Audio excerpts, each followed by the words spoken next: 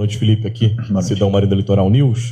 O Flamengo enfrentou um adversário de nível bem inferior, mas acho que fez o que precisava ser feito, né? Uma goleada, jogando bem. Externamente a gente viu, né, dentro dessa pressão que continuou o canto do protesto, mas internamente, você acredita que esse resultado, com essa grande atuação, qual a importância disso para a equipe voltar aos trilhos e principalmente agora ante uma final de Carioca? E em cima disso, um dos grandes protagonistas foi o Pedro. Mais uma vez fez 4 gols, é a terceira vez que ele faz um poker trick em um jogo. Tolima, Maringá e hoje Madureira. Você acredita que também estava faltando essa confiança para ele? E a posição do Paquetá pode ter ajudado o Pedro no jogo hoje também? Vamos lá, duas perguntas. A primeira é já da confiança. Bom, o jogo realmente, como você falou, ficou descontextualizado depois da expulsão, com todo o respeito, né? Mas a inferioridade técnica do nosso adversário. Mas sempre separo isso, porque existem muitas coisas que temos que corrigir, mas também houveram coisas boas, conexões dentro do campo, e o time recuperou comportamentos que vinham se perdendo durante o decorrer do jogo, né? Como eu falei, sempre a confiança faz parte disso. E sobre o Pedro, é importante dizer, né, que é um jogador determinante, decisivo e principalmente que vem jogando, porque parece muitas vezes que o treinador está contra o Pedro, ou contra o Arrasca, ou contra alguma coisa porque o jogador não joga.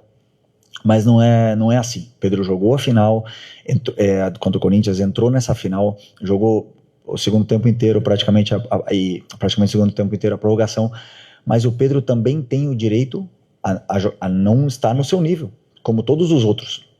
Então, conforme eu vou vendo os jogadores, eu vou tentando tirar o melhor deles sempre. E eu, mais do que ninguém, quero o melhor Pedro do mundo, o Pedro que quando a bola chega, que é decisivo e determinante, como ele foi. Por isso que ele jogou 90 minutos contra o primeiro jogo do Madureira, porque eu quero que ele faça gols, que eu quero que ele recupere a confiança, porque eu preciso que quando a bola chegue no pé dele, ele faça a diferença como ele fez hoje. E os atacantes, eles vivem disso, de gol. Então, no começo do jogo, até procurando muito esse gol, a partir do momento que entrou o primeiro, se soltou e já tudo fica mais fácil. O atacante vive disso. Então, não tenho nenhuma dúvida que ele também vive de sensações e está em busca de retomar o melhor nível dele para poder ajudar a equipe.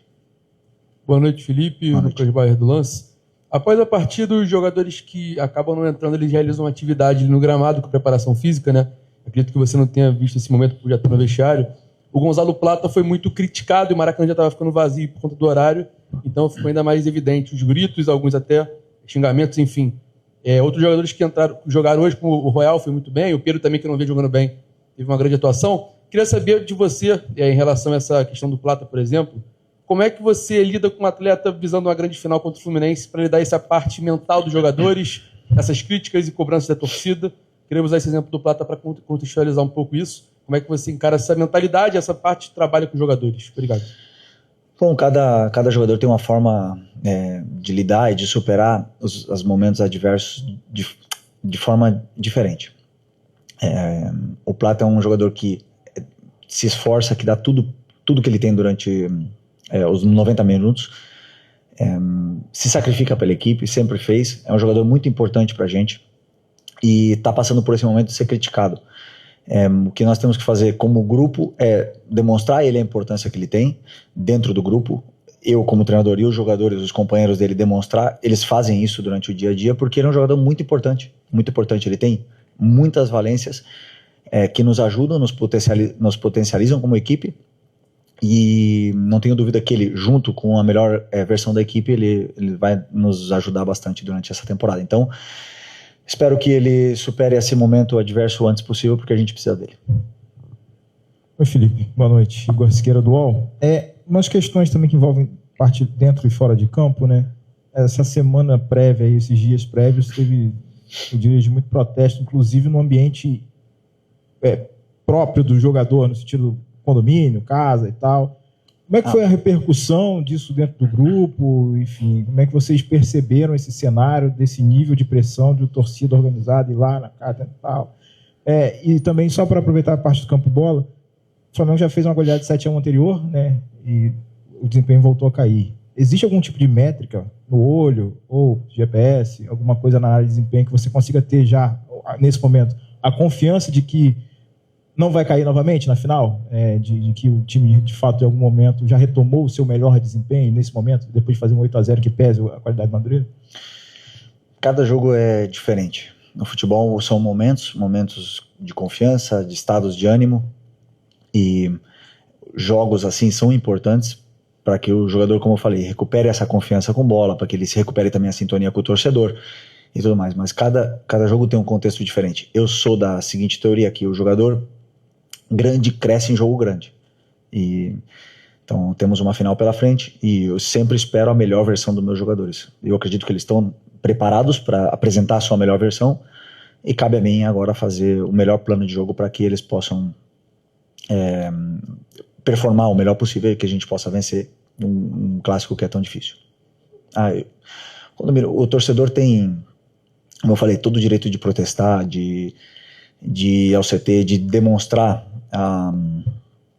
a insatisfação que ele tem com os jogadores, né? Então o nosso papel é tentar nos aproximarmos o máximo possível do torcedor, para que o torcedor se sinta representado, mas também se sinta com uma resposta, né? Já seja dentro do campo, já seja com uma declaração, com qualquer coisa. Então eu espero o antes possível que o torcedor se sinta representado novamente pela nossa equipe. Felipe, aqui Luiz Assado, GE. Seguindo um pouco nessa linha ainda, queria saber como é que vocês trabalham no dia a dia, se é que trabalham quando o ambiente está nesse nível de pressão, assim, né? Como é que você faz na conversa com os jogadores, enfim, como é que isso funciona também para vocês conseguirem superar, né, e dar uma resposta que o torcedor tanto quer? E se me permite uma segunda pergunta, a janela de transferências fecha amanhã. Queria saber se no seu balanço foi positivo, se a diretoria cumpriu com aquelas funções ali que você enxergou, né, que eram necessárias também para reforçar, de chegadas e saídas também, né, mas seu balanço da janela. Obrigada. Sim, para mim, temos um elenco ultra super competitivo. Sempre disse, né? Claro que tem que demonstrar logo, mas para mim é o melhor elenco da América. Continua sendo, mantivemos praticamente todos os jogadores importantes, e ainda com a chegada do Vitão, do André e do Paquetá. Teve mais alguma? Não, eu esqueci. Pai, Vitão, isso, os três. Isso. No qual potencializou ainda mais o nosso elenco, e acredito que se ficar assim mesmo, se fechar assim, estamos muito bem servidos. Do líder. Bom, sempre quando se perde o jogo, o ambiente tem uma tendência a ficar sempre mais assim, triste, um pouco mais quieto, mais calmo, e eu sempre tento separar as coisas, né, do que o ambiente de trabalho, que os jogadores tenham sempre uma harmonia muito grande para poder trabalhar. Claro que sempre vão existir os que estão insatisfeitos, que jogam menos minutos, ou que sintam que não são tão importantes. Isso sempre existe, mas o meu papel é tentar deixar o ambiente mais leve possível para poder trabalhar. Nunca é fácil depois de perder 2 finais, né? Nunca é fácil. Isso o jogador sente a cobrança, primeiro sente a derrota, depois sente a cobrança externa, a cobrança interna também, familiar, tudo. Então, claro que ninguém está quando perde, vão estar para brincadeira, mas que eles se sintam o mais leves possível para poder trabalhar e performar nos treinos e recuperar a confiança. Felipe, boa noite. Felipe, você, desde que assumiu como técnico do Flamengo, você sempre defende 4 ou mais dias para se trabalhar para um jogo. Você vai ter 5 dias durante essa semana e vai enfrentar no domingo uma final contra o adversário que mais te dá dor de cabeça desde que você sentou nessa cadeira. Queria que você falasse um pouco sobre isso. O quanto é importante esses 5 dias de trabalho que você tem pela frente, e o quanto é importante até para a tua permanência a vitória sobre o Fluminense e o título do Campeonato Carioca. Obrigado. Efetivamente, é um adversário muito difícil. Nos últimos anos sempre foram jogos complicados para o Flamengo. Nós também somos complicados para eles, né? É um clássico que é muito igualado pela rivalidade, pelo que representa no Rio de Janeiro. Mas como você bem citou, vai ser a primeira vez que vamos ter 5 dias para treinar, né? Então, com o grupo todo, e isso eu acho que é fundamental para que possamos fazer vários tipos de treinamentos que não tivemos tempo para fazer e chegar o melhor possível nesse jogo, que a gente possa chegar na nossa melhor forma física, na forma mental, depois dessa vitória de hoje, para poder fazer um grande jogo e tomara vencer essa final, que é muito importante para todos nós. Tô com frio aqui. Que isso? Tá frio aqui dentro? Desculpa, eu tô... Poxa, porra. Não, caramba. Felipe, Desculpa. tudo bem? Boa noite. Gabriel Orfão, canal Paparazzo Rubro Negro. Felipe, esse foi o terceiro jogo do Flamengo no ano em que a equipe não sofreu gols, né? Foi a vitória de 1-0 sobre o Vasco, depois o jogo de ida contra o Madureira, agora o jogo de volta. Nas 3 oportunidades, o Vitão era um dos zagueiros no time titular. Eu queria saber se você pretende utilizar mais o Vitão em jogos importantes. A gente sabe que ele acabou não entrando contra o Lanús, nem na ida, nem na volta. Queria saber, sabendo disso, nas boas atuações dele, se pretende usar ele em mais jogos. E se me permite também, agora são 00:06, já é aniversário do ídolo Zico. Se puder mandar um recado para ele. Obrigado. Poxa, vou ligar para ele. Merece a ligação. É o ídolo máximo e eterno, nosso rei. Sobre o Vitão. Não, o Vitão é um jogador que tem muito potencial, muito talento, mas o principal, gosta de aprender, gosta de treinar, gosta de perguntar, dedicado, humilde, e a margem de evolução dele é muito grande. Já dá para ver muito ele fazendo todos os conceitos que a gente pede, tanto defensivos como ofensivos. O zagueiro na nossa equipe tem muita função. Eu peço muitas coisas para eles, e como também já trabalhou com outros grandes treinadores, já vem com isso pronto, né? Porque é um jogador, como eu diria, caro nesse sentido, que já vem com esses conceitos já de fábrica. Então o treinador tem que trabalhar menos, mas é um jogador que, claro, sem nenhuma dúvida, pede passagem, né? Então cada jogo que ele joga, cada treino que ele faz nesse nível, sempre fica mais difícil para o treinador decidir. Então essa é a dor de cabeça que eu gosto, que é a boa, né? E ele está evoluindo cada jogo que ele joga. Felipe, Roque, coluna do Fla. Sei que você já disse que contratações são temas do José Boto, mas eu queria te fazer a pergunta de campo e bola. O Flamengo vai fechar agora já nas transferências e não vai ter um centroavante, né? Eu queria te perguntar se de fato você solicitou esse centroavante em algum momento, e porque quando você não tem um Pedro, você tem feito alguns testes, né, como Plata, Carrascal, Paquetá, e o time tem caído desempenho ofensivo na parte de conversão e gols, e com o Pedro você tem feito uma boa conversão. Você solicitou esse centroavante, o quanto que essa não vinda desse possível reserva pode impactar ao teu plano de jogo até a janela do meio do ano? Bom, primeiro, temos centroavante, né? Temos. É claro que estamos procurando desde o ano passado, estamos aí no mercado avaliando situações, até mesmo para criar essa concorrência interna que eleva muito o nível dos jogadores, para que eles possam crescer ainda mais. Então, claro que estamos procurando. Não é uma tarefa fácil, eu acompanhei bastante esse processo, não é simples, mas eu acredito que com o Pedro recuperando o nível dele, que todos vimos aonde ele deixou a régua dele ano passado, por exemplo, antes até ele fraturar o braço, nessa fase final de temporada, jogo do Palmeiras, do Botafogo, onde ele foi, realmente, ele fez a diferença. Então, a hora que ele recuperar esse nível, não tenho nenhuma dúvida que é o jogador, né? Então, e outros podem jogar ali, como o Bruno Henrique, como você bem falou, o Plata. Os outros, já vejo, o Paquetá também já fez essa função. Eu já vejo como os outros, eu já acho que já tem mais dificuldade. O Wallace também faz ali. Então, assim, estamos servidos na posição, mas como o Flamengo, como clube, e falando já um pouco da parte do Boto, mas está sempre procurando os melhores jogadores, sempre. Não só porque esse é o elenco, na minha visão, o melhor elenco, que tem que parar por aí. Temos que sempre estar evoluindo, e as peças que não encaixam, ou não estão num bom nível, ou não encaixam, querem sair da saída e chegarem jogadores sempre para poder renovar a força e também a idade e a qualidade do elenco. Felipe, aqui Jonas Stelman, do canal Gol TV. Parabéns pela vitória. Muito se fala do mental do elenco. Na última partida contra o Lanús, você deixou isso muito claro. Preciso recuperar o mental do meu elenco, e hoje, mais uma vez, você citou o mental do elenco, mediante todos os protestos que estão acontecendo com um momento ruim, né? Como é que está o seu mental, Felipe? O seu mental está elevado? Você continua motivado? para tirar o elenco dessa situação? Como é que está? Se fala muito no mental aí do elenco, mas o torcedor ele quer saber como é que está o mental do Felipe Luiz para fazer com que o Flamengo possa voltar a jogar um bom futebol. Como eu falei, me desafio o máximo sempre. Esse momento é o momento que mais me desafiou na minha vida. E eu sempre sou um cara super positivo, trabalhador, e meu mental como eu sempre falo, sou movido a desafios. E eu gosto tanto dessa profissão que eu gosto até do momento que não é tão bom.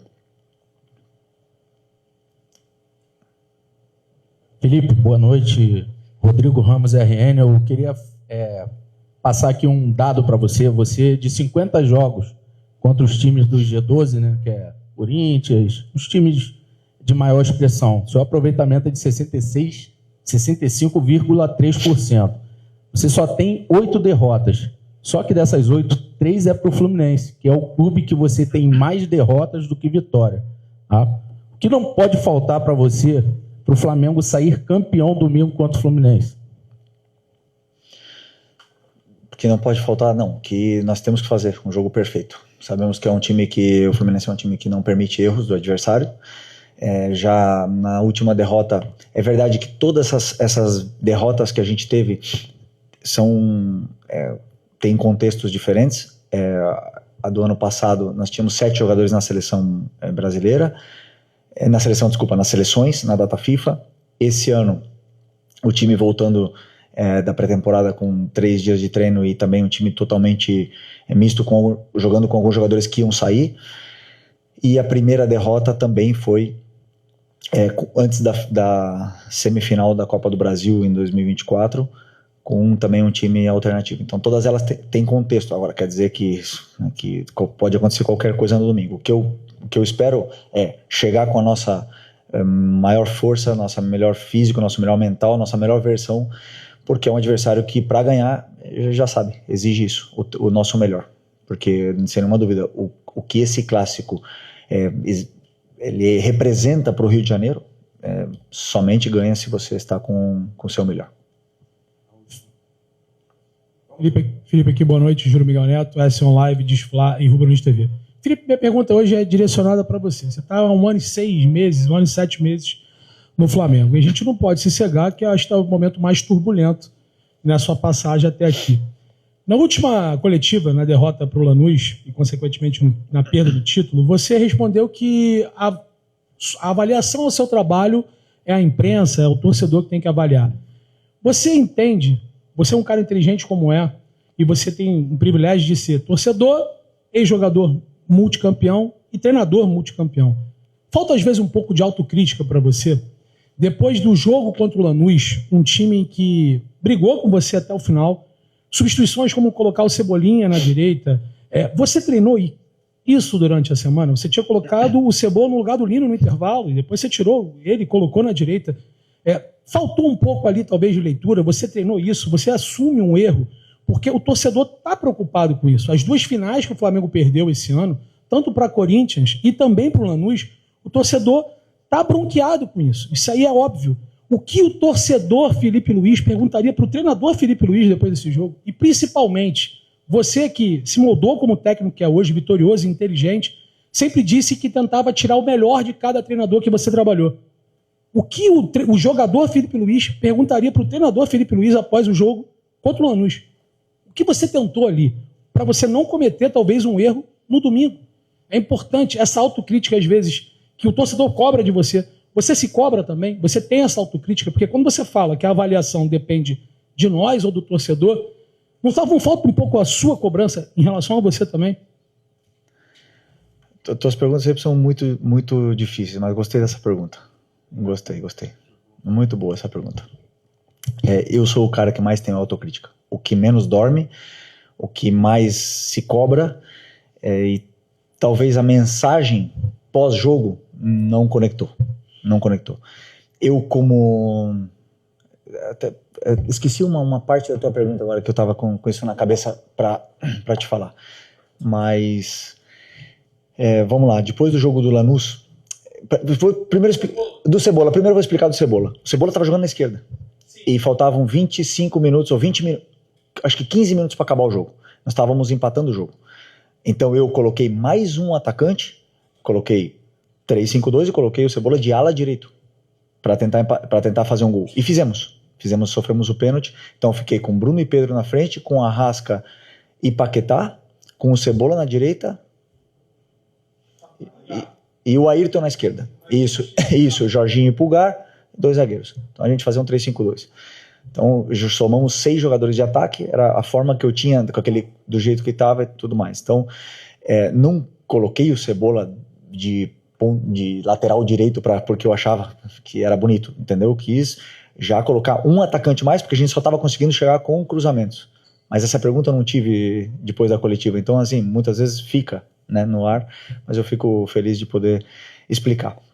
Sobre a minha análise pós-jogo, e que eu falei aqui, realmente, assim, eu como treinador, ou talvez nós como treinadores, a gente avalia o jogo, e quando eu digo que é um bom jogo, dentro das fases, do que eu imagino do jogo, aonde eu queria levar o jogo, as fases que o jogo tem, ele aconteceu.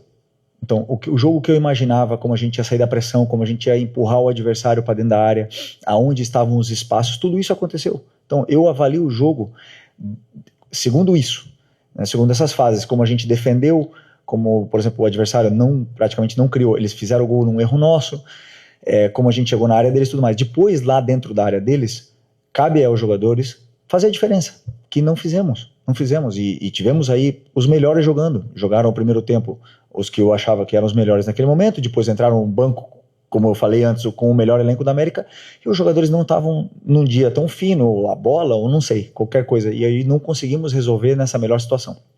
Tomamos um gol faltando 2 minutos, e já o contra-ataque final para arrematar, e aí, realmente, o adjetivo usado não foi o certo, um grande jogo, porque quando você ganha, quando você perde não pode ter sido um grande jogo, mas segundo a minha análise como técnico, sobre o que eu esperava do jogo e o que eu quis fazer, para mim sim, foi dentro do que cabe, aquilo foi bom. Agora, a execução das coisas não foram boas, eu sei disso, os jogadores não estão no seu melhor momento, de forma, de confiança e tudo mais, e tudo é um processo, é tudo junto. Então, eu mesmo analiso não só a minha tática, senão também a minha coletiva. E não é fácil, eu já falei para vocês, não é fácil para mim. Depois de um ano e amar o clube, amo a torcida, amo tudo, e saber que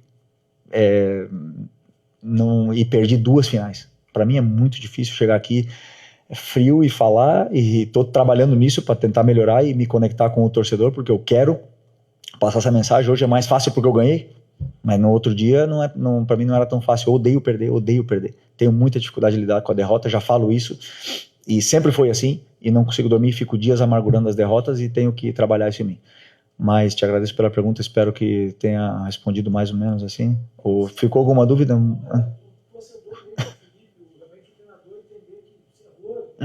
Sim, não, mas eu erro, não tenho problema nenhum de assumir. Aliás, eu falo perfeitamente que eu sou o responsável, não tenho problema em assumir. Como eu já disse outras vezes, talvez o treinador, o torcedor, ele goste mais desse perfil de jogador que dá carrinho e tudo mais, que conecta mais.